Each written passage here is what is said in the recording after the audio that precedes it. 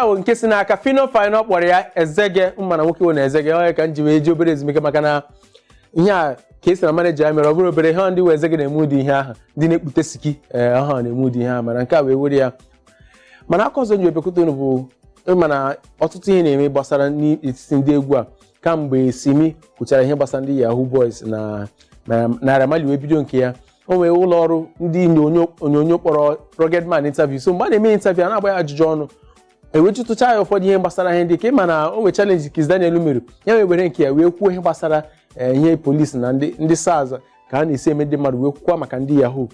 nya ka a jụziri ajụjụ wee sị na ejo ya na Naira Marley kwuru sị na kwere bụ Naira Marley onye na Naira Marley ọzaghachiri ya na ha wa upcoming artists ekwesịghị na-eme ụdị ihe a mgbe o kwuru nke a mana ọ na-ara ahụ na social media ewere ha ala eje tinye ọpụta na Instagram Naira Marley wee na-asị na kedu onye Rugged Man na ama onye ọwụ na nke a na-asị na bootcut ahụ yi na adịghị izi bootcut na ị ga-ame nke a na pakeji nwere ọnwụ mgbaọla akpọ gị interview nwee ihe na-achọ ka ị ga-esiri dị relevant na ihe otu ya wee wepụtazie screenshot ebe afọ abụọ gara aga n'afọ abụọ gara aga ka Rugged Man ziri ozi na Instagram sendịara ya DM a na-ajụ ya ka ihe ọ ga-ewe ka mana gị rụkọ egwu ọ sị ya nsogbu adị na-esendị egwu na ọya voice sendịkwa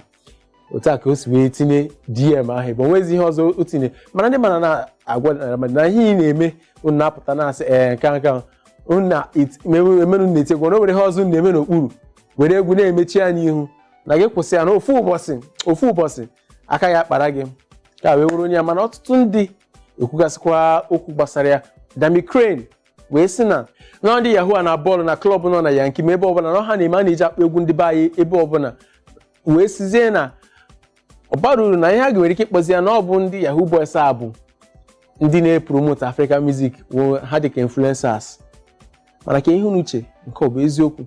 unu mana mgbe gara aga nwekwa ka esi kpọtụ Dami Crane aha na credit card scam na ndị otu ya o ji wee je nọkwa na America jee n'ụlọ ikpe mechaa wee pụta mana ọ bụrụ na ịmụdị ihe abụghị ihe kwesịrị ịpụta na-ekwu ọ dịzie ka ị na-ekwenyere na ihe a bụ ezigbo ihe a bụ ihe ụwa na-afọchu iru wee nye maka na ihe a na-enye anya ndị obodo anyị ahụ ọjọọ ebe ọla ha jere ọ bụrụ na igwe Naịjirịa na gị na mmadụ chọrọ imekọ ihe onye ahụ na-ega n'ugboro abụọ sị ọ bụrụ na ị na-agwagoro onye ahụ eziokwu ọ nweka ọ ga-esi na-ahụta gị ọ bụrụ na ị bụ onye ọjọọ maka na ihe ndị mmadụ kwugoro gbasara ndị obodo anyị maọbụ ihe ndị ọ hụgoro na ọha nta akọ na ihe dị iche iche masị na ndị nke a buru ọgwụ na ha mere ọtụtụ ihe dị iche iche biko ọ bụ na ịbụ onye na-eme ha ma ọ bụ na ịbụ onye na-eme ụdị ihe a gwa ya na-ewepụ aka na ya n'ụzọ adịrị ebe nke a bụ nke bụ eziokwu ịmana ihe a na-emekwa ọtụtụ ndị mmadụ bịa na ma Alibaba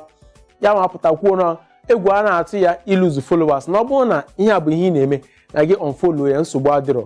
ọ bụrụ na ịbụkwa onye na-akwado ha unfollow ya maka na ọ bụrụ na o nweta gị ka ị na-ekwenye ọ blọkụọ gị ya maka na unu na-eme ha ka unu were ego ndị mmadụ je na-ebi ndụ na-egwu ụgbọala na-eme nke a ka abụ asị na unu na-ebi ọfụma na unu na-eri ụwa unu eriwago mana ka ejefu nụrụ menụ ma eriwa agwụ unu afụgo nke asị n'aka Rough Coin wa Aba Ruffy King of Melodies ọkpọrọ nke ahụ eriwa mana egwu ahụ 2014 mana egwu mgbe ọla ịkpọrọ dị nnọọ ka egwu aka tiri taa ihe a bụ nnọọ bụ ihe egwu ọ bụ na igbo onye ka na-abata n'ihe egwu ka ntụpere gị obere azụ kwuo egwu ọ ga-awụ afọ 3 afọ 4 afọ 5 afọ 6 afọ 7 afọ 10 ọgbọọla akpọrọ ya dịka nnọọ ka egwu aka kụrụ ụnyaahụ ọ bụrụ na ị na-asị ka nkụ egwu egwu taa ọ dịkwa mma mana ka egwu ọ ga-awụ kwamgbe a na-anụ ya ọ dị nnọọ ka egwu aka kụrụ ha maka na egwu Two-Face ige ya ọ dị nnọọ ka onye a o jere nnọọ na ọdịnihu ji ekwu egwu ala atịtakwa kịta ghọtago maka na mgbe ọla ịkpọrọ ya ọ ka dịkwa nnọọ ndị Igbo na-akpọ relevant ma tọọ ụtọ na ntị ka wee were ya mana onwe ihe nwere na ha nta akụkọ o nwee n'ime ndị Nollywood kịta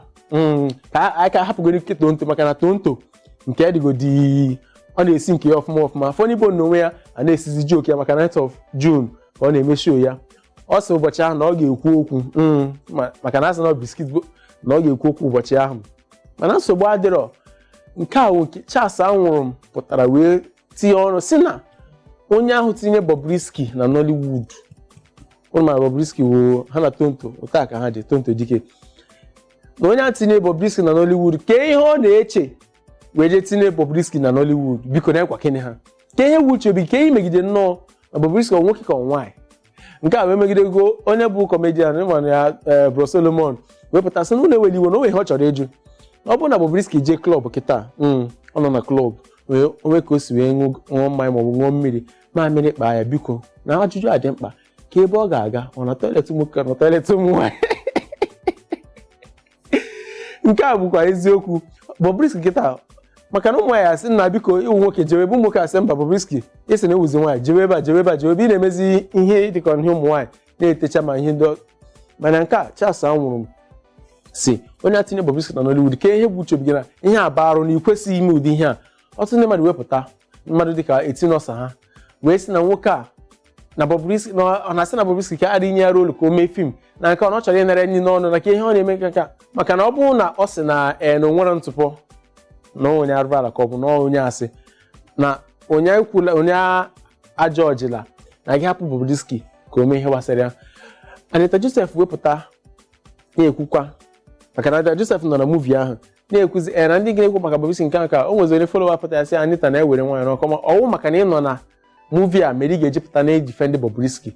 na onye kastịrị ya na muvi ahụ pụta bịa akwụkwọ ihe mere o ji wee kastị ya na ka ezi nke nwere Bobrisky ya batazie ọtụtụ ndị na-achọ ka ha ga-ezi eme muvi ọ bụrụ akụ ga-esi kwabata Bobrisky na Nollywood were nye nwa ya mana ile anya ha na